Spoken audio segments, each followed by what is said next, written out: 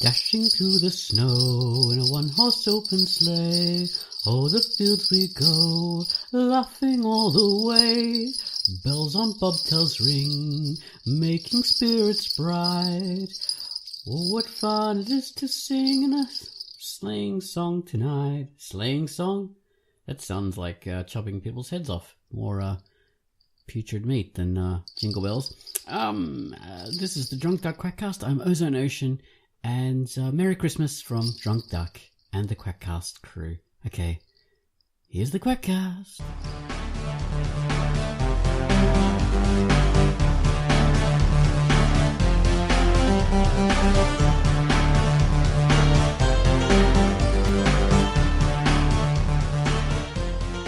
Hello and welcome to the Quackcast. This is Quackcast number 354. I'm Ozone Ocean, and with me is Tanserine. Hi, Tans.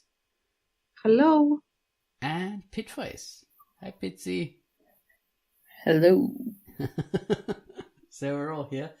Baines is out and just like he has the polar flu, so he can't be on tonight. Unfortunately, no Baines. We all feel for him. Send him our love. Baines, if you're listening to this, get well soon. There we are, for Christmas. Poor fella. So, we're going to be chatting about our favourite Christmas movies on this particular Quackcast. And Pitface was telling me before her favourite Christmas movie was Die Hard. Is that right, Pitface? I did not.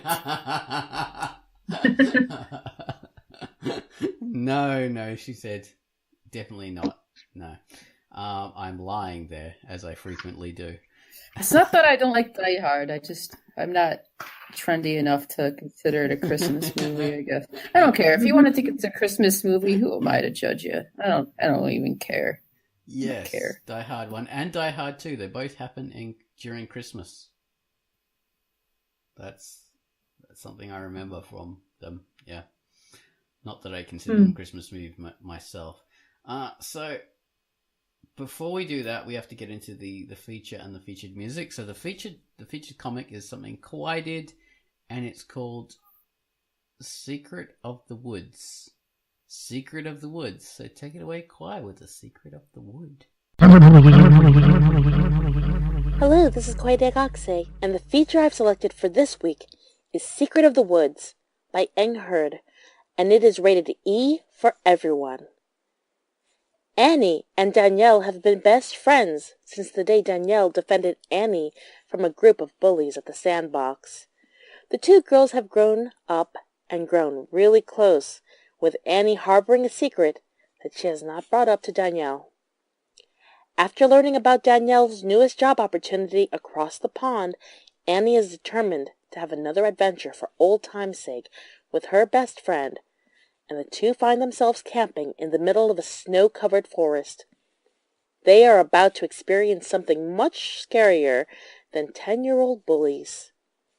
The art is in full digital and vibrant color. The art style is pretty and professional. Head out on a winter vacation and enter the dark forest to discover the Secret of the Woods by Eng Herd, rated E. And that was the featured comic. Thank you very much for that, Kwai. So now we're coming up for the featured music. And this week, Gun Wallace has given me the featured, the theme to Portland Express, the Portland Express. So come with us on an adventure on the high seas. This music is redolent with the exotic, action and intrigue. Flavoured with the sounds of the East, this tune is clearly on a mission. Take it away, Gun Wallace.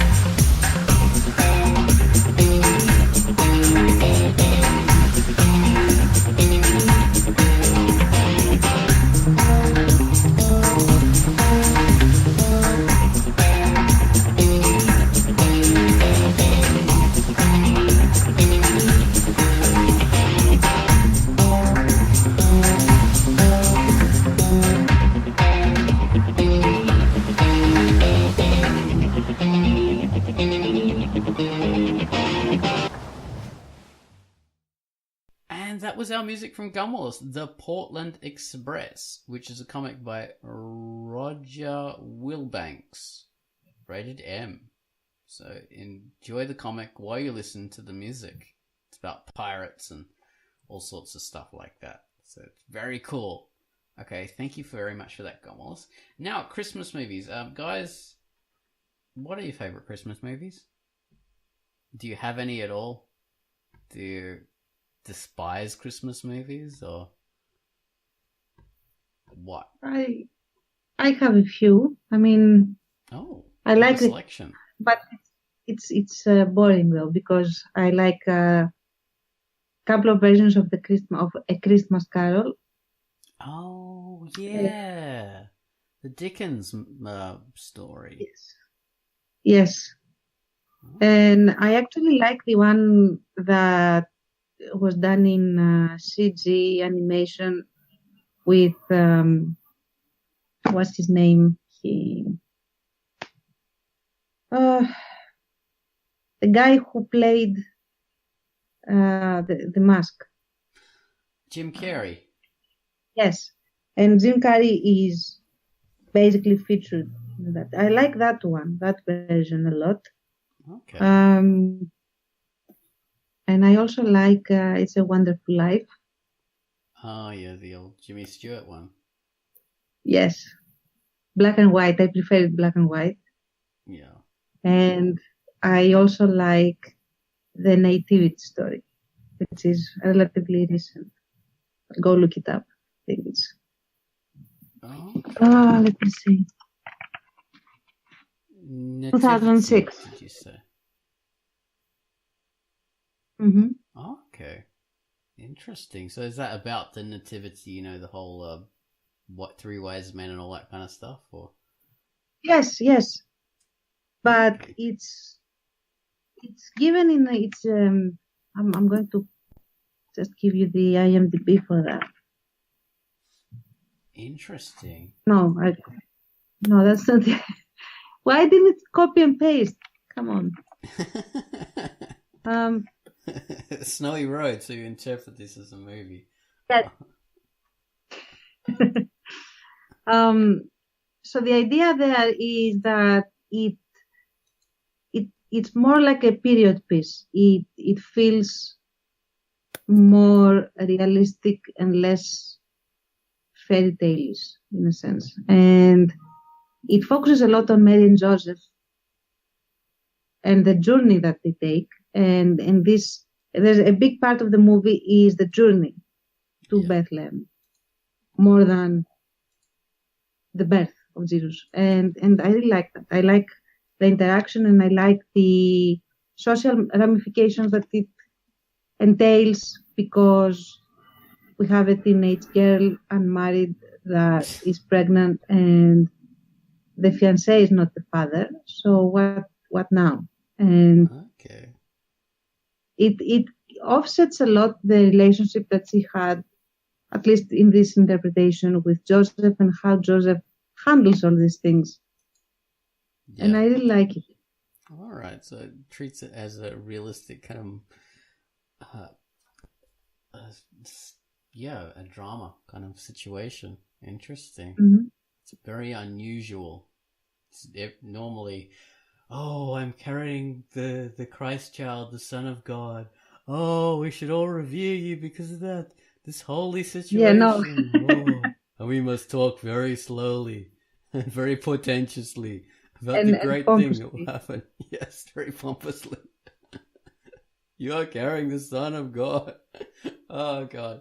So, yeah, that's interesting that we're not doing that 1960s kind of stuff anymore in films about that.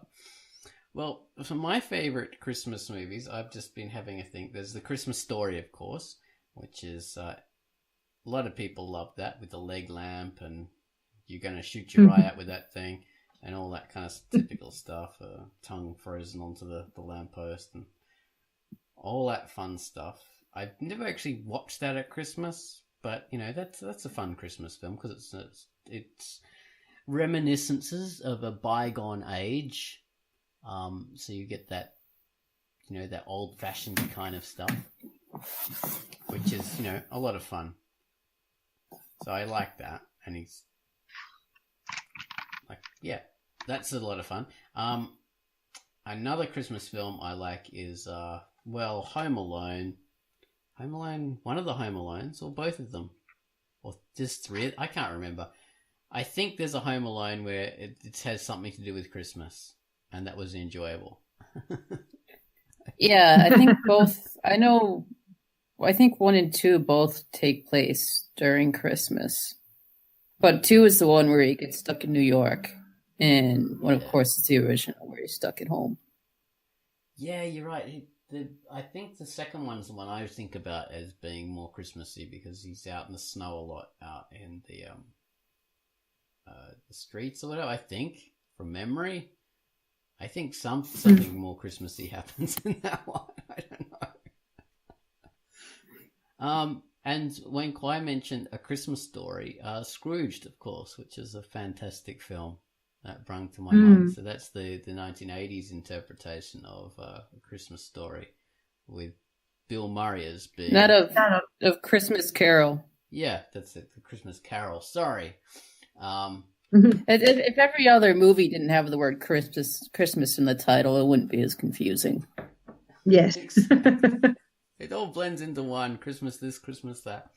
But yeah, Christmas Carol. What about Hanukkah titled movies? I haven't seen any Hanukkah titled movies. No idea apart from 7 Crazy Days is the one that pops up. Wow, really? 7 Crazy Days. It's an animated movie with, I want to say Ben Stiller, but I don't think that's him. No, it's I know who you're talking about. All of a sudden, Adam Sandler. Right? Of course. Yes, 7 Crazy Nights. The correct title is 8 Crazy Nights. My God, I'm terrible. Anyway, that's the one. 8 Crazy Nights.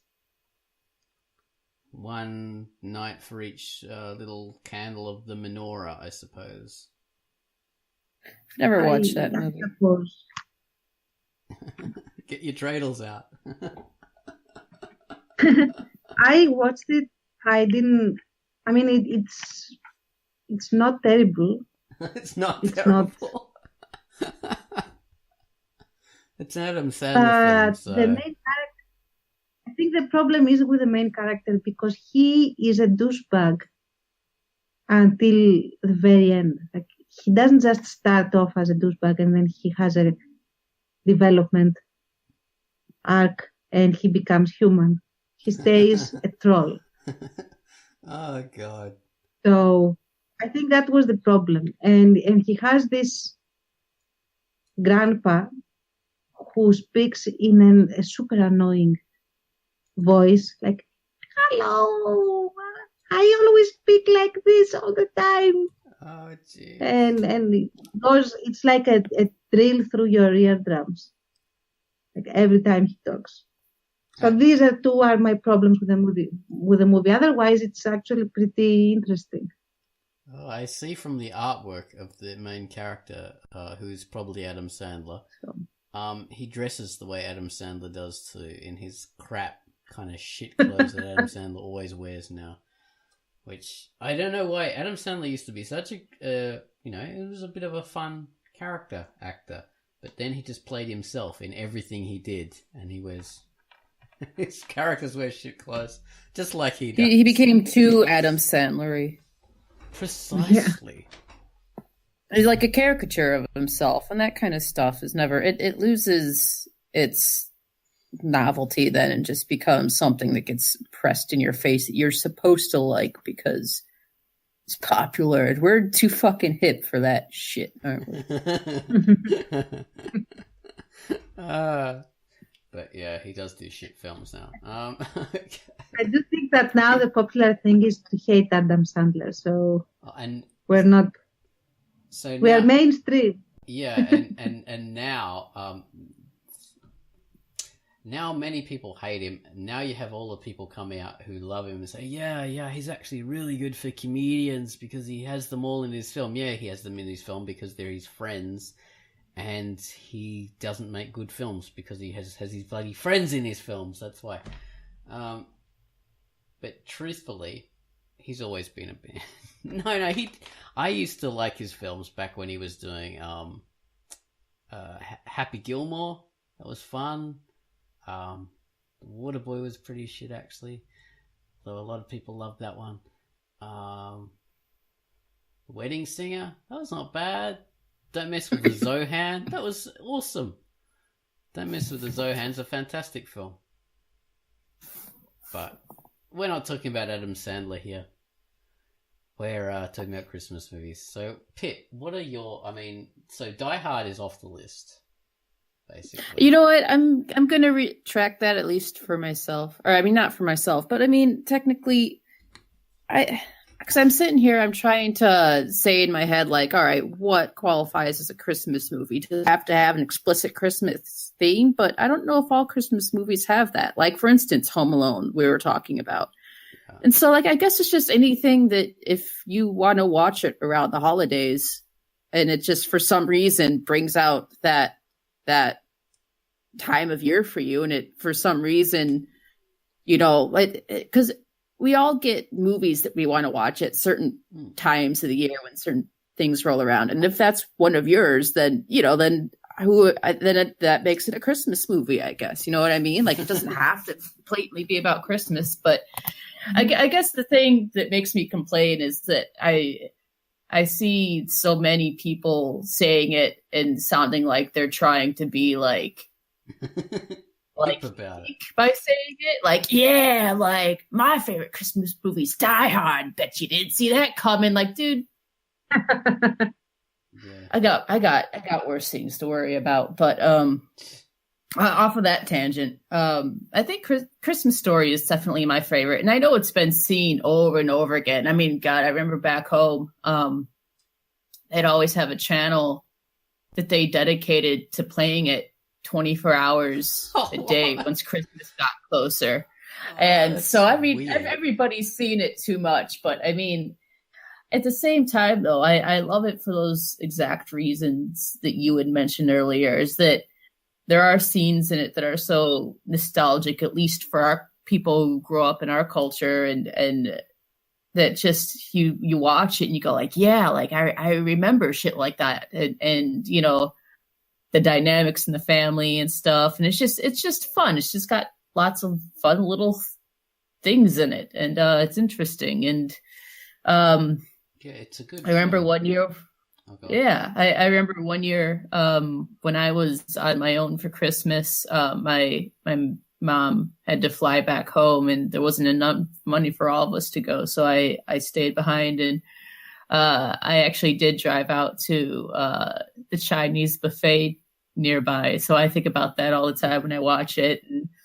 And so I like Christmas Story quite a lot. It warms my little heart. I was just gonna say it's like that Prairie Home Companion kind of thing. It's all these kind of it's not really a full story in a lot of ways. It's like a bunch of little kind of short stories that are all joined together. So you have the little story about the kid getting his tongue stuck to the pole, and all these kind of things, the leg lamp and all that.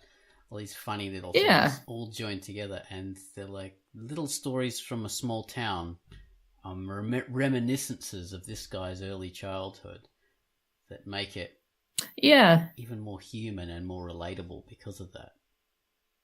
It doesn't have to be one whole story. It's casted well too. Yeah. And it's casted well too, I thought, anyway. That the kids are fun to watch, and then you have the over-the-top bullies, and they're almost like cartoon characters in a way. But if they were done up over the top anymore, then they'd have kind of that Sandler effect that gets real old. But they don't hit that mark. The movie knows when to stop, and so it remains endearing and nice. And fun. So It is. and never abrasive. It's a warm kind of blanket sort of film. Yeah. So. Yeah, I have to say so too. I also have to say that I also like Christmas Carol. I can't think of any certain incarnation of it. But I like it mainly because I like seeing what kind of visuals people use when they represent all these things going on, like with the ghosts and you know, all that stuff. So that's one of the reasons why I really like Christmas Carol. And of course it's message, you know, it's that's another one of those movies, like so many other Christmas movies that usually have some kind of heavy hitting emotional impact. You know, you have towards the end and when Scrooge finds his grave, and that's always heavy. And but yeah, mostly because of the visuals. I'm a visual kind of gal. That's why I'm in the webcomics. And actually, if I'm not, and take that with a grain of salt because I'm not 100% certain, but I think that A Christmas Carol could easily be one of the first modern Christmas movies, Christmas stories, or Christmas stories of modernity, because I think the story goes that after he published that particular short story, then Christmas basically took the form of celebration that happens as we know it, like with the carols and people gathering up around the Christmas trees and blah, blah, blah. This entire thing became more typified in a sense. I read that somewhere. I don't know. There's this film at the moment that's it's entitled "The Man Who Created Christmas," and it's around that idea, that conceit that Charles Dickens really sort of crystallized the whole idea. But I'm not sure if that's true. I think it's more a conceit because all those things had been part of the culture, especially in the 18th century and the 17th century, and it sort of hit a bit of a downturn. Why? Let's say, look, it hit a bit of a downturn in the 17th century, I think, I think that was when the British Civil War happened and the Puritans won, and they didn't particularly like Christmas as much because they were Puritans, and they had their new idea of Christianity that says, no, we don't like pagan things, anything that's not pure Christianity is, you know, all these old pagan rituals, you get rid of them, but people still do. No music, carols. No laughter. Yeah, everyone in black kind of thing. It wasn't quite that bad, but it still existed. And of course, that was only in Britain. We still had Christmas carols in Germany, and you know, on the continent, and little traces of it here and there in the culture. So I'm not sure how much Dickens really had to do with it. He might have sort of just mentioned a lot of different disparate cultural things in one place, and maybe that sort of crystallized it more for people. So we got the tree. I think.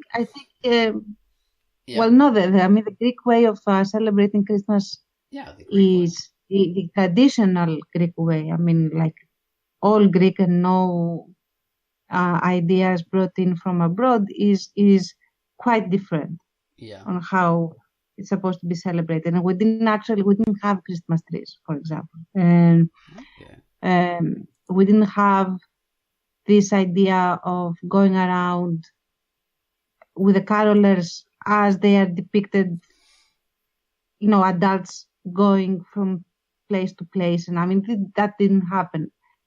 Instead, what we did have was we had a small miniature boat, usually sailboat, that was decorated. It was decorated with lights and other decorative things.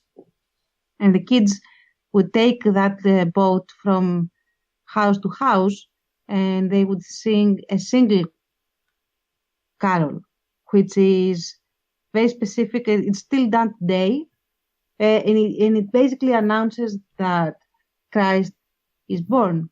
and gives certain well wishes for the house and the inhabitants in the house, and then they received some traditional sweets for it. So it was basically a kid thing because they gorged themselves with all sorts of candy, homemade. All of it was supposed to be homemade. Later on, that developed to become money. They received money for it, and now they do receive money for it. Those that practice it. With the hard times, it has revived because it's a very socially acceptable way to ask for people for, unknown people for money. That sounds cool. It So reminds me of the Halloween a bit more in that way, going to the yeah, door and getting things. and then you had to actually stay up through the night because the women of the house needed the Christmas bread, which was very ornate and very beautiful and big and had special spices in it and things like that. And then you went in a sort of litany to the church where you had the Christmas Mass, which was very, very early, like crack of dawn or before the crack of dawn. And that was the whole Christmas Day thing. And then, of course, you returned home and you ate until you dropped and then you slept. But that was the Greek sort of tradition around it. So very, very different from what Dickens describes. Yeah. The I'm going to find the there's a very famous painting of how that happened. So I'm going to try and find it for you. British carolers used to be called wassailers, I've found out. Carols were called Oh, yeah? wassails, yeah. Weirdly, I'm not Huh. sure why. Wassail. Interesting. I'm still hoping to go and partake in some Christmas activities while I'm here in London. I haven't really done anything yet, but like I was telling you, I mean, this time of year, I just really, and I'm sure a lot of people do, with the shorter days and stuff, and something about it just turns me into an absolute fucking bear, man. Like, I get the shittiest fucking attitude, and I mean, look at, I'm sitting here talking like this. I'm like, oh, like a Christmas movie thing, and it's just like, I don't know, man. Like, I just. Perhaps you should have mentioned Die Hard as your Christmas film.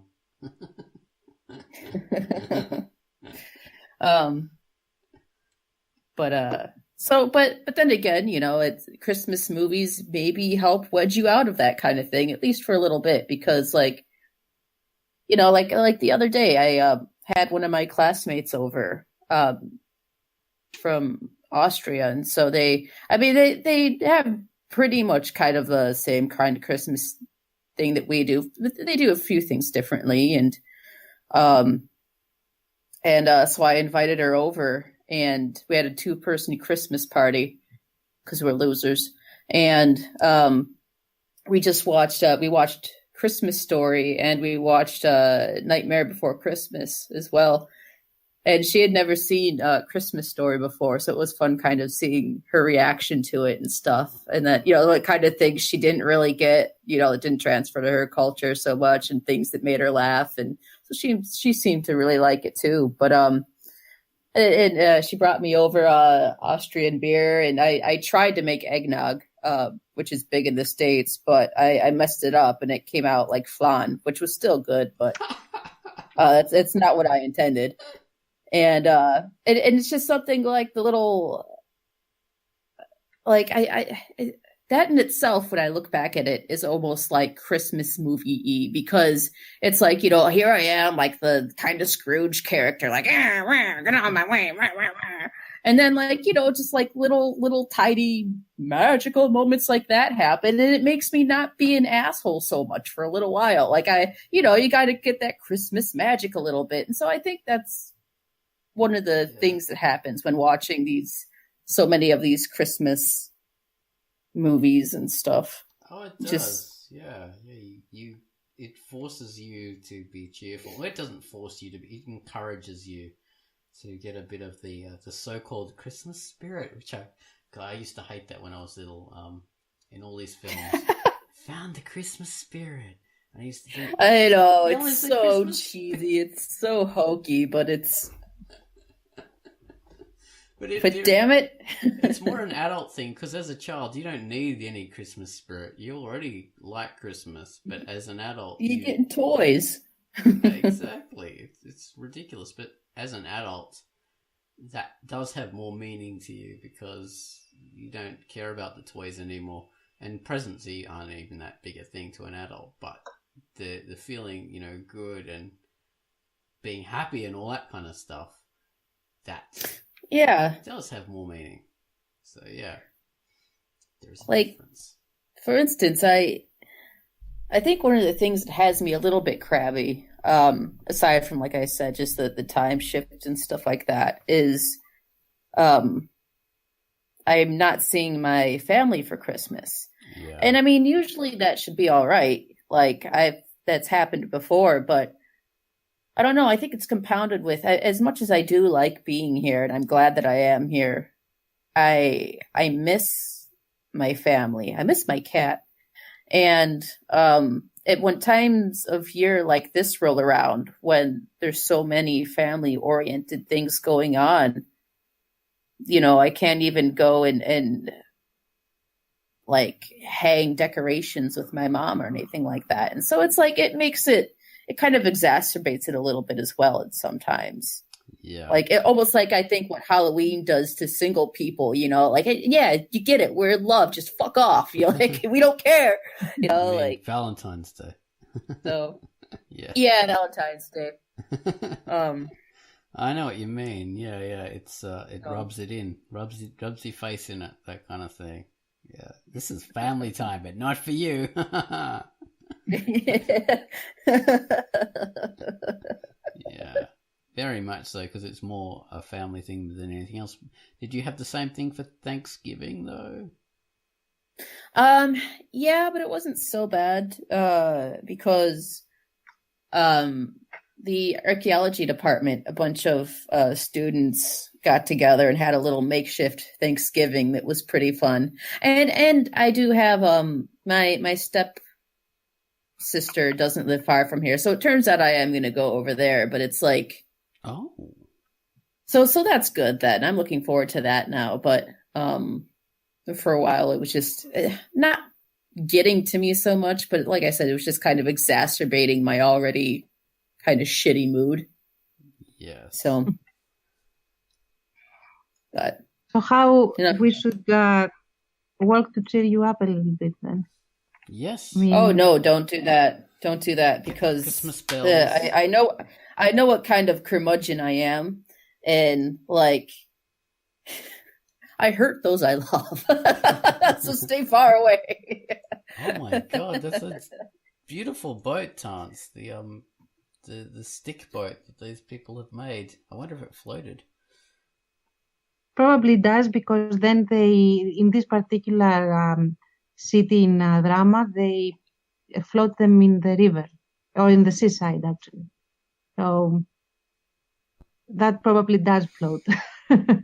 Lovely that Christmas one. traditions. Everything floats down here. I don't think you can claim that as a Christmas movie. I was trying to think of Australian Christmas traditions, and yeah, all our Christmas traditions are British, basically. Where I grew up with Father Christmas, not Santa Claus. We only had Father Christmas when I was little. Santa Claus was an American thing to us. We had the British. No, sorry. Santa Claus was the American thing. Yeah, Father Christmas was British, and that's what we had. Good old Father Christmas. And we had Christmas carols, but I think Americans have that as well. In winter, you'd watch it on TV as well, the Christmas caroling, and in Sydney or Melbourne or something like. I think it's Melbourne where they do all the Christmas carols, or you'd go to the Christmas carols and there'd be people in a field and a choir on the stage or whatever, and you sing all the traditional ones. That's how it was when I was little. And you watched the movies that were on TV. And the movies that were always on was The Great Race, actually. That was always on Christmas. For some reason, they always did The Great Race. I don't know Interesting. why. And yeah, I loved it because of that. And that became the Christmas movie to me when I was little, because it was always on. It doesn't have anything to do with Christmas that I can remember. But yeah, that's what we used to watch. If you associate that time of year, then it... Yeah. Hell, then it's your Christmas movie. Exactly. I'm going to have to watch it again too, because I haven't seen it in ages. But yeah, Australian Christmas traditions are pretty much the same as British, I believe. Yeah. Well, they're pretty universal at the moment because that's how they are. You know, the Christmas trees, presents, all that kind of thing. And now that I'm thinking about it, and you mentioned Santa Claus or Father Christmas, in Greece, we also don't have those. Well, now we do, of course, but we don't actually have Santa Claus. We have Saint Basil, who is the one. Yeah, he's the one, and we celebrate the custom that goes with him on New Year's Eve rather than Christmas Eve. And the story goes that he was a very saintly man, very thin, very tall, like nothing like Santa Claus. And he was always, dressed as a monk, basically. And he was always looking after orphan girls, mainly. And he was giving them dowries and things like that. Okay. And also looking after the community in general. It was like a village, or it depends on the version of the story. But at some point, the Turks came and they basically demanded all the expensive stuff that people had, like jewelry and gold and all that sort of thing. So people had gathered them all in one big pile. But something happened, which, again, I don't remember because, again, it changes depending on the version of the story. And St. Basil managed to avert this and keep the precious ornaments. The valuables. However, the valuables, thank you. However, the problem was that now it was all in one big pile and nobody knew whose was which. So what he did was that he took everything and he said, we're going to let God or luck decide. And he baked cakes. And in every single cake, there was a valuable, like a trinket or whatever. So, and it was randomly given to every single villager. And whatever they found in the cake was theirs. So we now have St. Basil's cake where we put in a golden coin inside. And when you cut the cake, you cut it in a ceremonial fashion. Whoever gets the slice that has the golden coin in is the one that will have a lucky year all year round. And that's the custom. That's the only thing, the closest thing that we have to Santa Claus. And actually in Greek, Santa Claus is Agios Vasilis still. Like his name is associated with Santa Claus anyway. Okay, all right. So it transitions because the thing one of the popular ideas of Santa Claus is they say, Saint Nicholas was the guy and he was like some saint in Turkey or something like that. So across the road from you guys. Yeah. So he probably would have been some Orthodox Ottoman kind of saint anyway. Most likely, yes.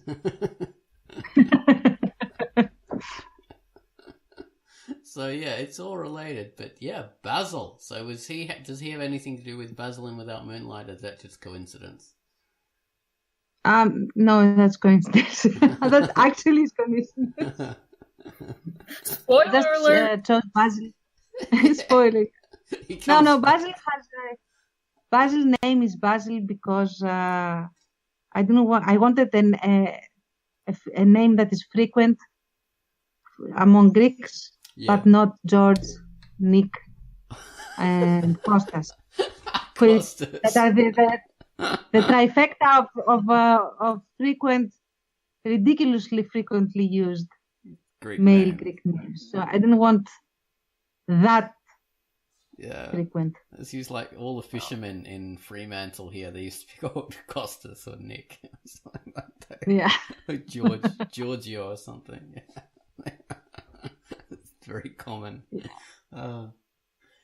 Yeah, that's interesting. So different takes on good old, the Christmas avatar kind of character. So you have Basil, Father Christmas, and the Austrians, as Pete was saying, have the Krampus, who's not that kind of character, but that is the atavistic kind of Christmas spirit kind of character that tromps around and gets all the attention there. So yeah, there's the Krampus. I still don't believe in. No, I've accepted the reality of Krampus, Pit. You'll be pleased to know. Good. Good. Because they got a parade where these fuckers go around and they hit you with sticks and balls, and I think you're going to be a believer real quick after that stuff. Do they hit you in the balls with their sticks? That would be bad. They might.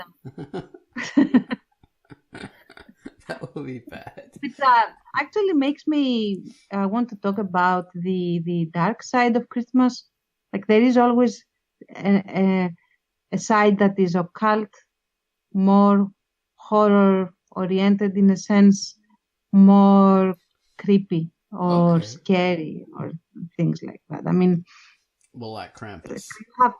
You have Krampus, and over here we have the little, I don't know how to translate them because they are Greek, but they are like a small elves, leprechaun, goblins. Troll, goblins, maybe like goblins, maybe, and they fairies. Fairies. They could be fairies, and they come up from under the ground every Christmas Eve, and they basically fuck shit up, unless, like, there is no, like, they don't differentiate between good people or bad people. It's if you are in their path, you're basically screwed. That sounds like fairies, actually. The same kind of thing, yeah. Yeah, unless you put a colander, the thing that, and unless you put that next to your door, then they will not enter because they will stop and start counting the holes on the colander, and they cannot go past number 3. So they will start over and over and over until dawn, where they have to return, and you'll be fine.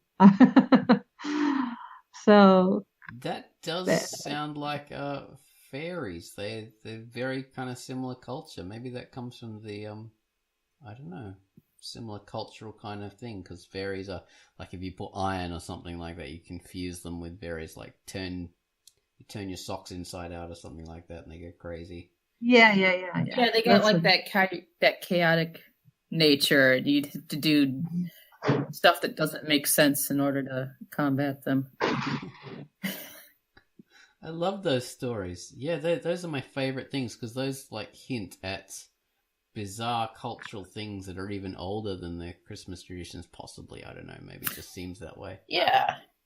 I mean, a lot of Christmas belief has inkling of older pagan traditions in there as well, that they've kind of rolled up over the years, like a big festive snowball that keeps not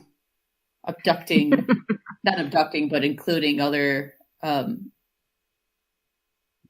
facets of other practices into it and stuff like that. And that's why Christmas and general holiday celebrations are so different in so many places of the world. And I mean, even some places in the US do Christmas differently probably than other places. I'm not sure, but I imagine that that's the case, Because it's a winter celebration, so we all have, well, in the Northern Hemisphere, and they all had different winter celebrations depending on the culture, and they weren't related.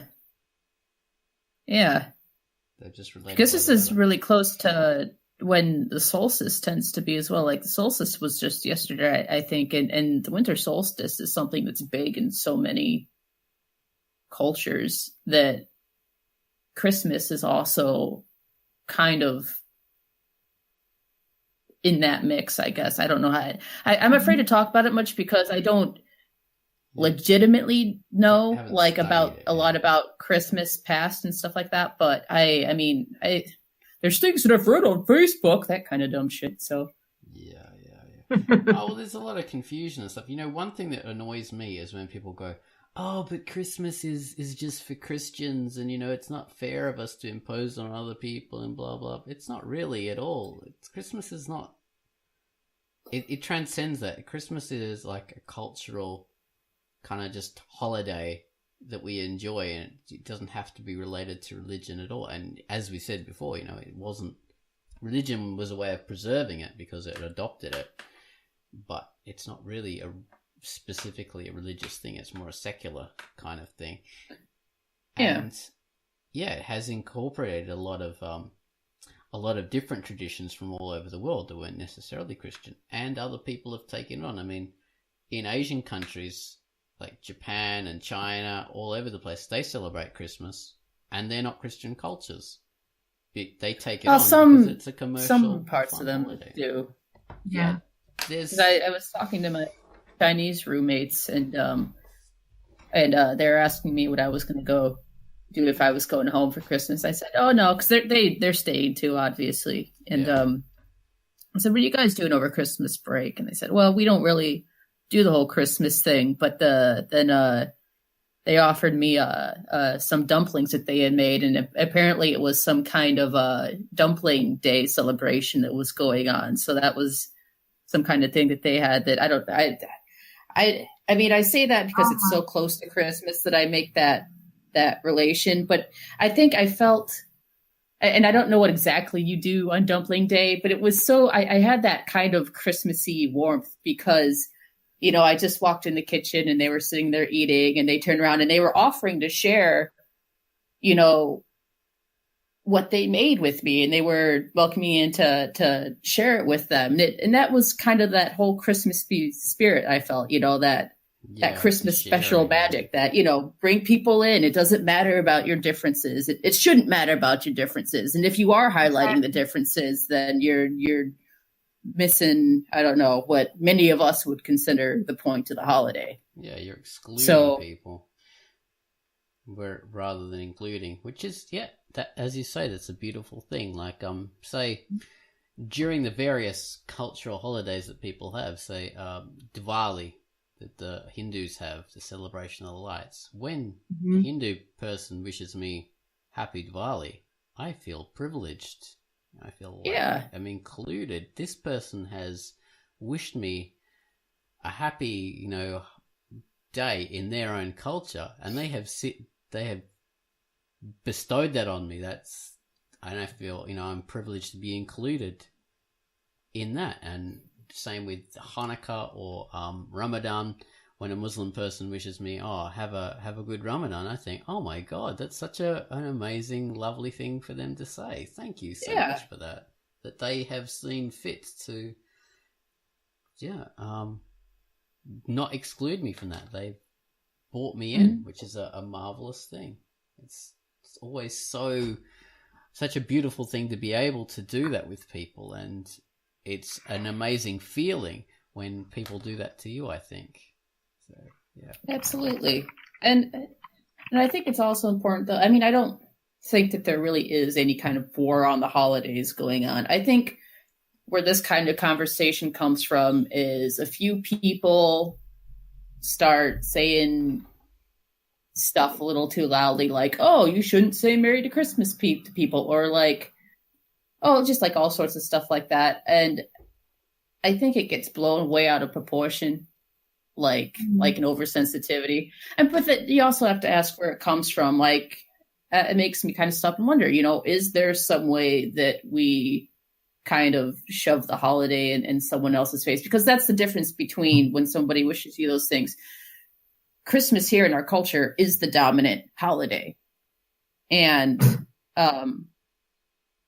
so I'm not sitting here trying to say like, oh yeah, like, don't wish people Merry Christmas and stuff. That's lame. And I think it's if there is any kind of problem, it's not getting at the problem. Yeah. You know what I mean? Like that's nitpicky bullshit. But I guess it's worth wondering, do people who celebrate other festivities and stuff like that, do they feel that there's left out in a way, or unwelcomed? Are there maybe in some places?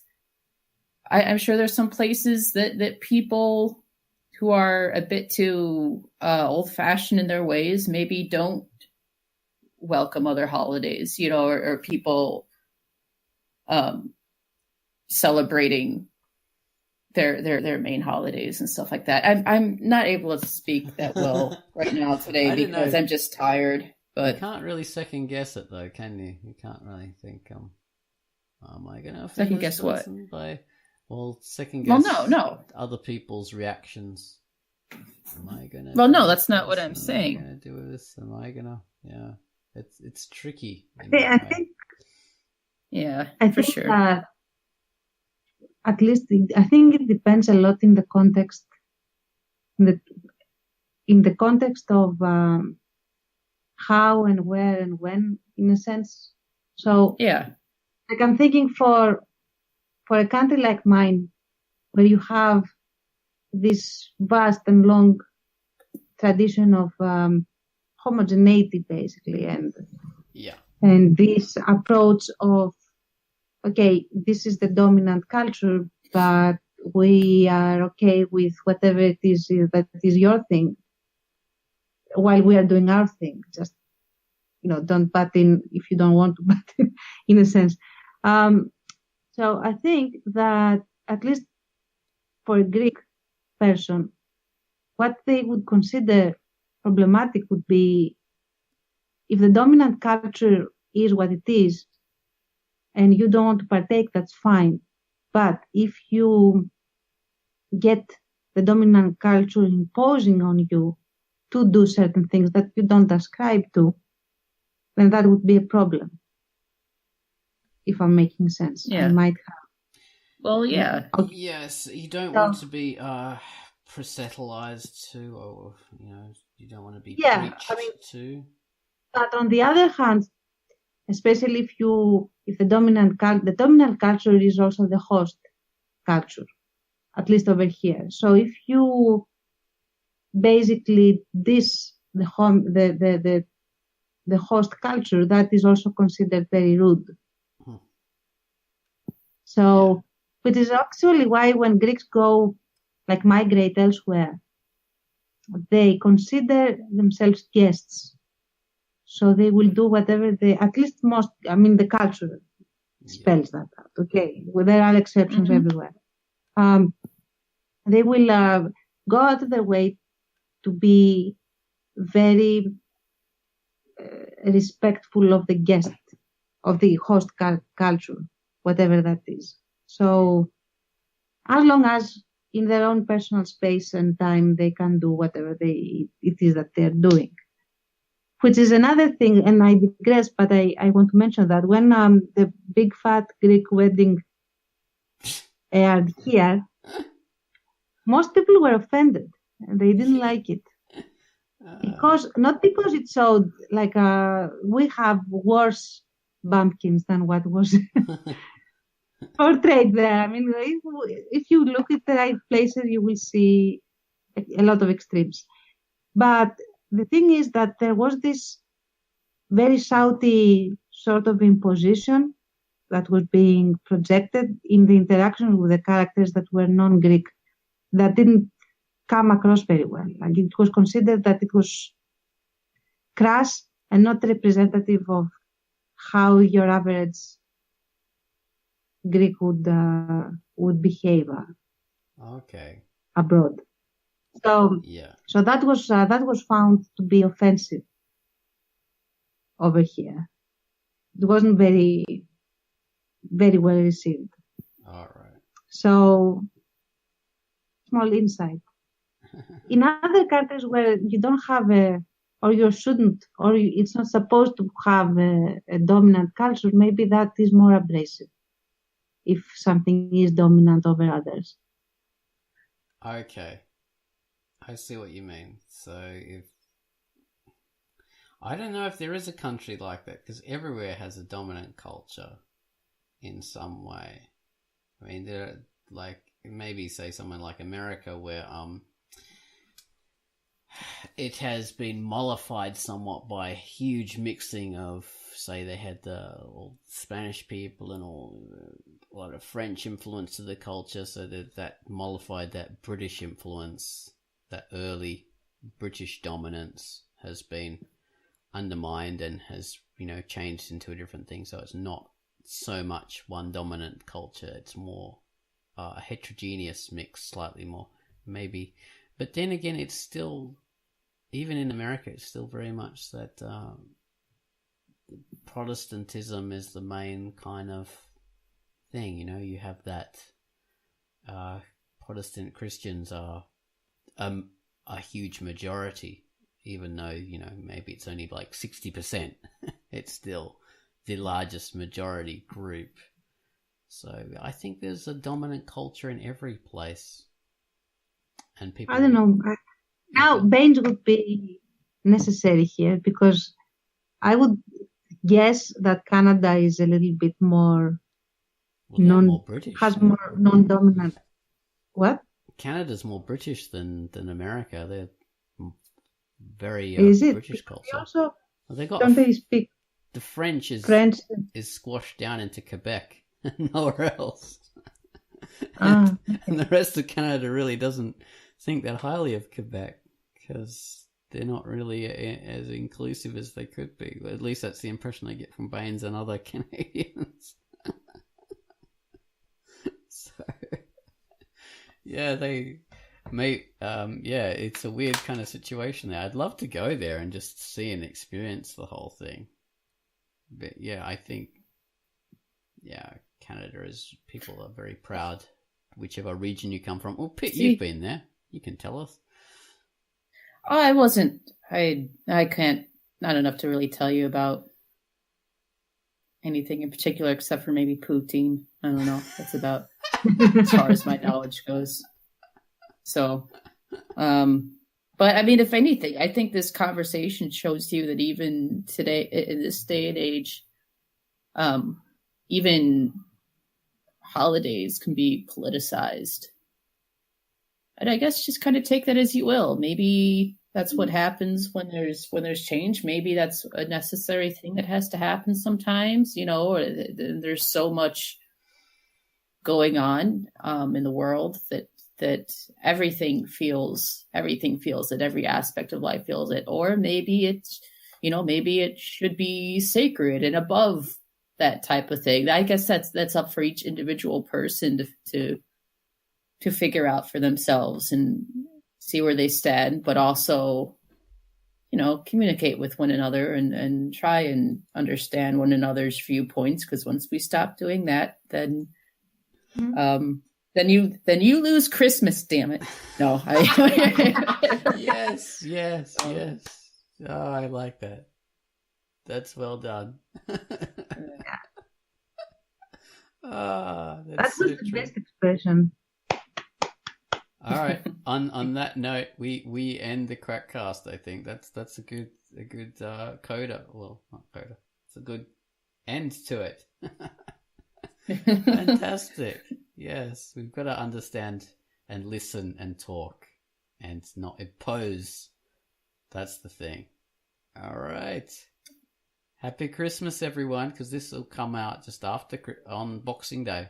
So, Merry Christmas or Hanukkah or all that kind of Kwanzaa, Festivus for the rest of us. I forgot about Festivus. Damn to it. Oh, I was going to make a Festivus remark. Okay. All right. Goodbye, everyone. Bye. Bye bye.